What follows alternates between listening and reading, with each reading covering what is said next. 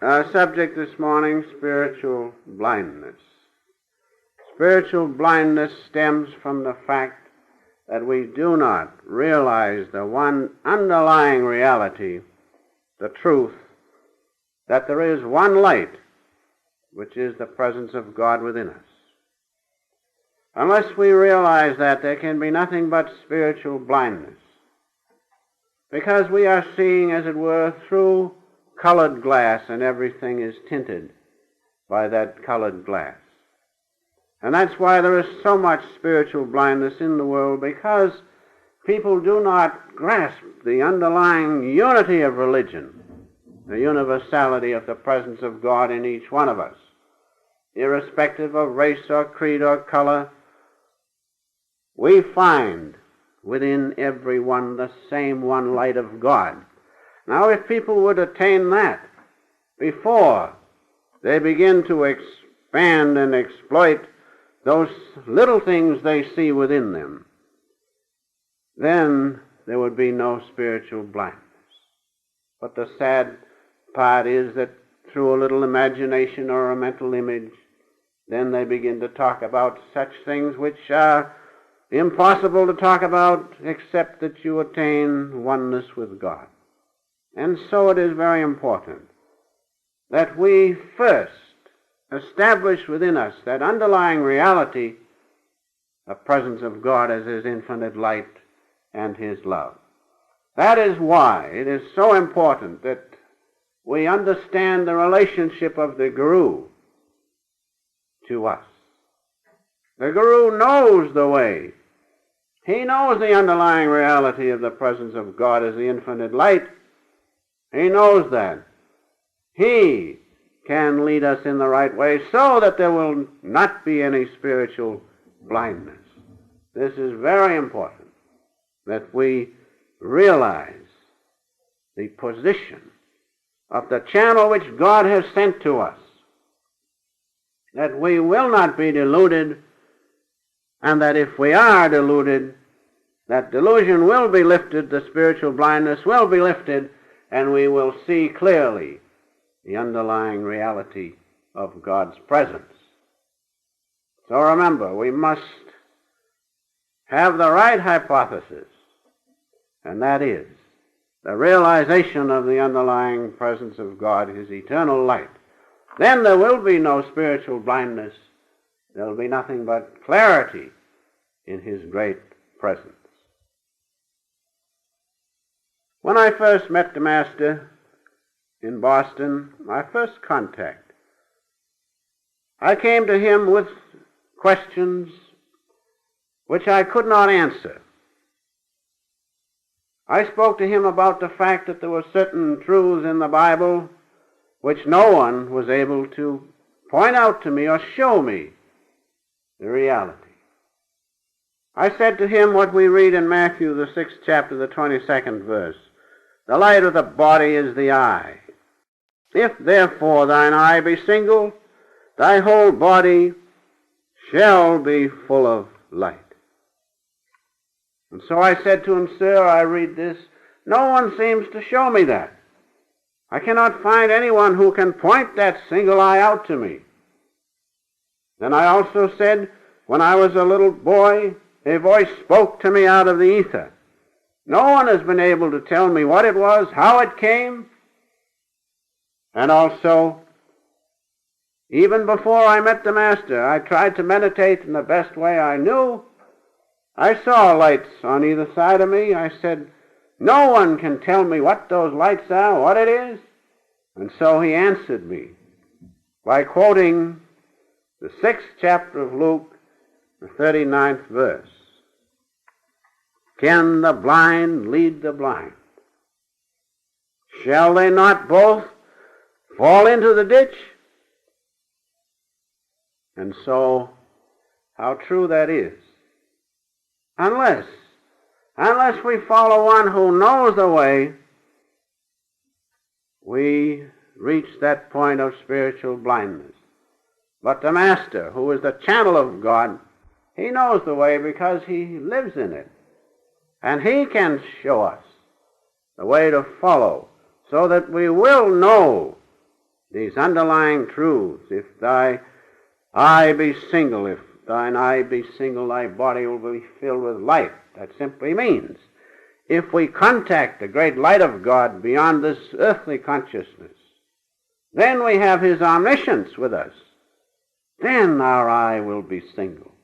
Then we will know the underlying truth, knowing that there can be no spiritual blindness at all.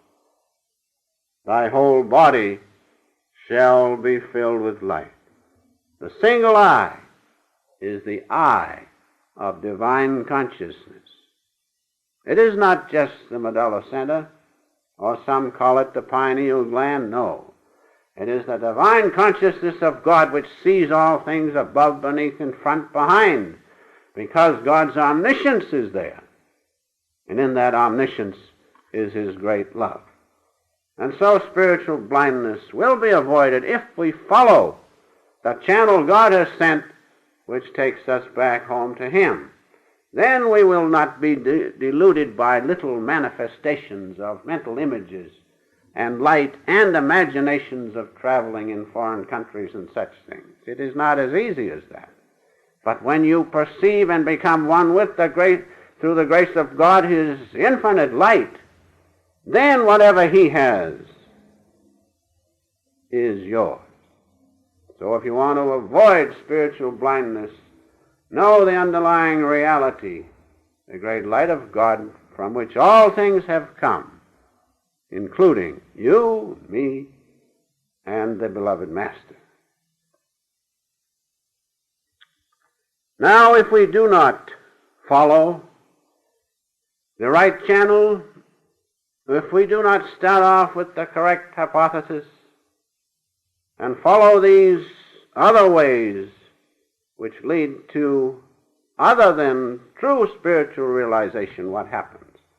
We read in the next verse in Matthew, the 6th chapter, the 23rd verse, these words, and they are certainly to be listened to. But if thine eye be evil, that does not mean except one thing: if thine eye be of worldly consciousness, that's all. If you are in delusion through your oneness with worldly consciousness, then it goes on to say, thy whole body shall be full of darkness. Why not? If you look through a colored glass, the whole world seems of that color. So if you try to attain spiritual things through worldly consciousness, spoken of as the eye be evil, everything will be colored by that consciousness. How can you know true spiritual values by outward things? By worldly consciousness it is impossible. And so this is most wonderful. If thine eye be evil, thy whole body shall be full of darkness. Your whole spiritual perception will be colored by worldly consciousness. And that's what has happened in the world. People have followed outward consciousness, and those who promulgate outward consciousness, and as a result they have a heaven or a spiritual realization colored by worldly consciousness. So we must rise above that, color it as it should be, by divine consciousness, which comes through the single eye. Then going on, if therefore the light that is in thee be darkness, that is, if the worldly consciousness which we know as delusion be in thee, then it says, how great is that darkness. There's no end to it. It multiplies darkness upon darkness, darkness upon darkness. But if we follow the right channel which God has sent, if we follow one who knows that, as the beloved Master and his teachings, then we will see the underlying reality. And if we are in spiritual or have spiritual blindness, that blindness will be lifted without question of a doubt. But as long as we stay in that other realm of worldly consciousness and have our spiritual vision colored by that consciousness, then we are in gloom, so to speak, and gloom increases upon gloom. Gloom increases, As we read in the Bible, to him who hath shall be given. If you have that real divine perception, more shall be added unto you. But if you have not, even that little spiritual perception which you have shall be taken away from you. To him who hath shall be given, to him who hath not shall be taken away, even that which he hath. Such is the danger of spiritual blindness. But, as I have said, if we go on following one whom God has sent, then we will see the underlying universality of things. We will see the one light of God from which all things have come. Even our own bodies, our minds, our emotions, all things, seeing that underlying unity, then our vision will be clear, and spiritual blindness will be eradicated, because there's no force on earth, in heaven or earth, like the power of God's love, which we attain in his great light. Because in that light, the underlying unity of things, the universality of religion, is his intelligence, his love. That's why the first thing to do is to know him. As Jesus said, seek first the kingdom of God. All other things shall be added unto you. We have nothing to worry about except to escape the net of delusion which comes by seeing through the eye of worldly consciousness. We must see through the single eye of the presence of God within us as his omniscient light, his great sound of the cosmic vibration, and in those things his omniscience, his great love. If we do this, then what happens? This we read most beautifully in Isaiah 29th chapter, the 18th and 19th verses. And in that day when you, through the help of the Guru, your own efforts, and the grace of God, contact the underlying reality and see the light of God, or even merge in his great omniscience, in that day shall the deaf hear the words of the book, and the eyes of the blind shall see out of obscurity and out of darkness. To explain a little bit, and in that day, when we merge in the presence of God within, in the light of Christ's consciousness, then shall those who were deaf before to real spiritual things, they shall hear the words of the book of life. The words of the book of life are what? Simply the holy vibration with its many aspects. If we merge in that, then we shall hear with spiritual hearing, not with worldly hearing. And the eyes of the blind shall see out of obscurity and out of darkness. When we are baptized by the Holy Ghost, then we see not with worldly eyes, eyes of delusion, but with the single eye of divine consciousness within us. Going on, the meek shall also increase their joy in the Lord, and the poor among men shall rejoice in the Holy One. How wonderful that is. The meek shall also increase their joy. Those who have true spiritual perception are the meek and the humble. Those who have fully surrendered to God, they are the ones whose joy increases, because they merge more and more in the infinite Father within. And the poor among men shall rejoice in the Holy One.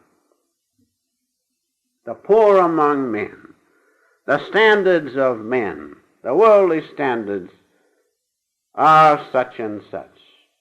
But those who have the perception of God may not have any of those things. Usually they do not. So they are known as the poor among men. But they're not poor in spiritual perception, because they shall rejoice. As God rejoices is the seat and soul of all bliss, so those poor among men are one with his great bliss and love. So that's what we must have and will have if we do not succumb to spiritual blindness. Now going on just a bit about the dangers of accompanying spiritual blindness. It is this, and it's so important because many people are caught in the net. We start off with the wrong hypothesis. And having that, all our so-called spiritual perception is colored by that wrong hypothesis. We might take this one illustration. I've heard people say, I am guided by the light of wisdom. I am guided by the light of wisdom. They do not realize that the true light of wisdom is the light of the Christ consciousness, which is a real thing, not just simply knowledge, not knowledge or reason. It is a real light which can be seen, perceived, and merged into. So you see, not having that, having this other hypothesis, they follow that, and all their spiritual realization is tinged with that delusion. But if they had that contact with the one light of God, then whatever follows, you see, is right. Because they have not the wrong start. They have not started off, so to speak, on the wrong foot. They've started off by being one with that infinite light of God. And so that is very important to realize the underlying reality of religion, the underlying truth, that the light of wisdom is not just the knowledge which comes from reasoning and intellect, a sharp intellect. No. It is from actual contact with the underlying reality, the great light of God. And so we must have that. We must realize that. And also realize how dangerous it is to start wrong. Because remember, as I said, what you have will be taken away from you. Even that which you have. But if you have the other, if you have the contact with God, more and more shall be added unto you until finally by His grace you become one with His infinite wisdom, His all-pervading love. And so it is important to realize the dangers that accompany spiritual blindness, and there is so much of it in the world. So many cults and creeds and so many associations started off the wrong way by not realizing the underlying reality, the truth of God's presence, the light which is in each and every one of us and which is not an imagination, but which can be seen and perceived and merged into. That's the danger of starting wrong, and that also shows how important it is to have the right channel of God. We have that in the beloved Master because He lived that life. He did not just talk about the light of God and the light of wisdom, but He saw it, merged in it, lived in it, manifested it, as all of those of you who met Him realize, and those of you who did not meet Him will realize if you merge in His omniscience, the light of Christ's consciousness which is with us at every moment. You look back through life, those of you who lived a few years, and you will realize it's a dream. You will realize that those happenings are gone. Where are they? But if you look within and see the light of Christ, the light of God, that was there when you started this dream of life. That was there in Abraham's time. That was there before the world was created. That does not change because there's no time or space. And as you sit and look at that light and merge in it, that dream vanishes because that's the reality. That's the underlying spiritual reality that's beyond time and space. And that was the same when you were a little baby. And that was the same, perhaps when you were a little baby before in another life. And that will be the same because that is eternal. That's the real spiritual thing to grasp. That's the underlying reality. Have that, and you will not be in spiritual blindness. And now, in conclusion, what are the preventatives against spiritual blindness? Or we might say, in medical terms, what is the preventative medicine against spiritual blindness? Well, the first thing is not to be too cocksure of your conclusions. If you get a little vision or a little mental image, don't be sure that you've traveled in astral regions and this and that and so forth. Don't be cocksure of your conclusions until, through realization, you have developed your intuition. Then you will know. You will know absolutely. Until that time comes, be very careful. Who wants to be deluded? No one but the fool. We want to know what the truth is. And it is better to say nothing until, through the grace of God and your own efforts, you realize His infinite light. Then, through intuition, you will know, and no one can take it away from you. That's the first thing, is to watch your conclusions. And secondly, until you reach that condition where you are stayed in the Lord, as it says in the Bible, when you reach the point where you are fixed in Him, until that point comes, you must investigate your experiences. Otherwise, how are you going to know? We tell people about these certain things, they have little experiences, then they drop them. You have to investigate them. How will you ever know? But if you let your conscience be your guide, then you will not be deluded. But if you want it to come out your way, you may be fooled. So investigate whatever things you have. You must do that. You must investigate your experiences. How can you know them to be true? But be sure you investigate them in the light of conscience. Because what is conscience? Conscience is the knowing power, the all-knowing power of the presence of God within you as the soul. If you have that, no one can delude you. You will not be in spiritual blindness.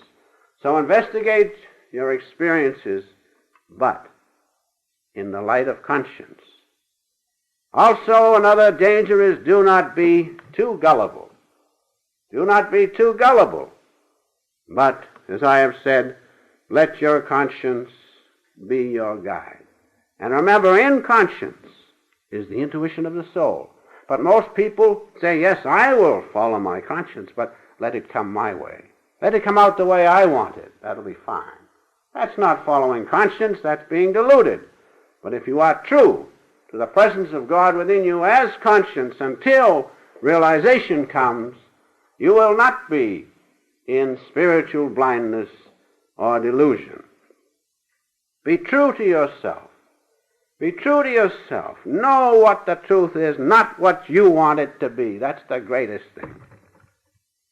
Make up your mind that you're going to fully surrender to God and let Him do what He wants. The minute you do that, you will be true to yourself.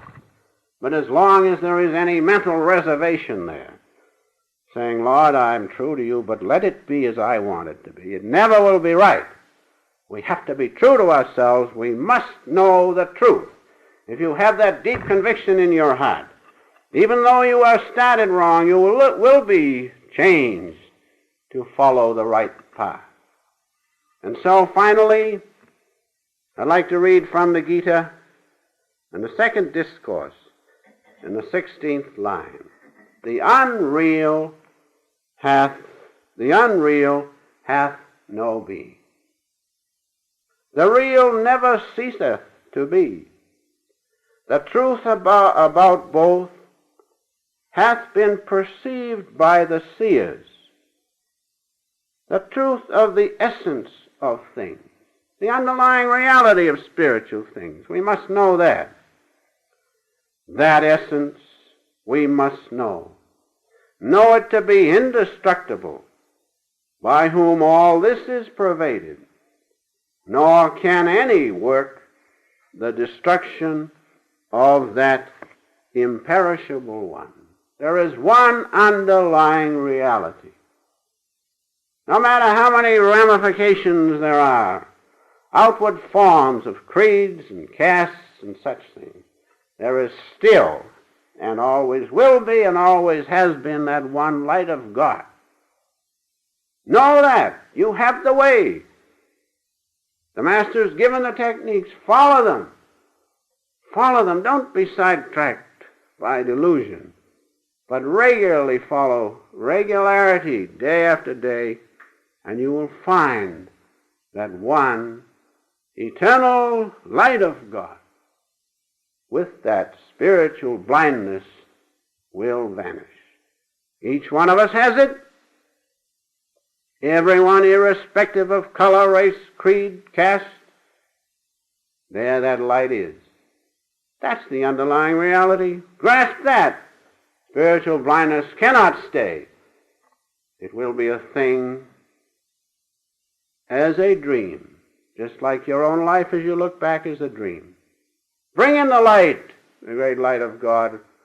The darkness of these dreams vanishes before the light of His coming.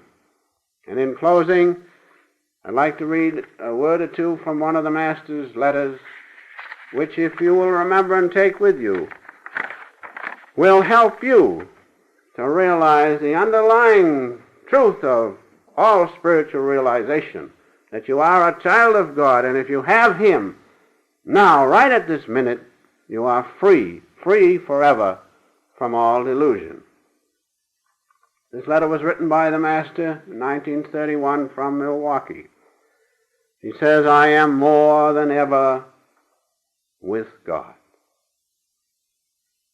I am more than ever with God. I have entirely lost consciousness of defeats and victories, for God told me in Phoenix, when I asked freedom from everything, He said, you are already free, but think you are not, because you look for freedom in the future. We are free right the moment we see the light of God. We are free. But we keep looking, well, next week I'll get it, or next year. Next convocation I'm going to finish it right. No. Right now, the light is there. Then he goes on to say, whether dance of death or dance of life come at your doors, no, they come from me, and as such rejoice. What do we care? If we have success or failure, if we have God, that's the greatest thing.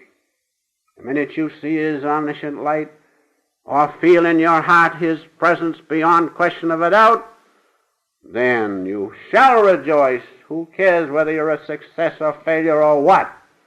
Having Him is the greatest thing. And so finally, the Lord said to him, thou hast me. What more dost thou want? I am with thee always. That applies to each and every one of us, just as it does to the most exalted soul as the beloved Master. We have God. What more should we want? Thou hast me. What more dost thou want? I am with thee always. Then he says, ever since then, I ceased to expect anything. Have God, you have everything. Spiritual blindness must go on the coming of the great light of our one common Father.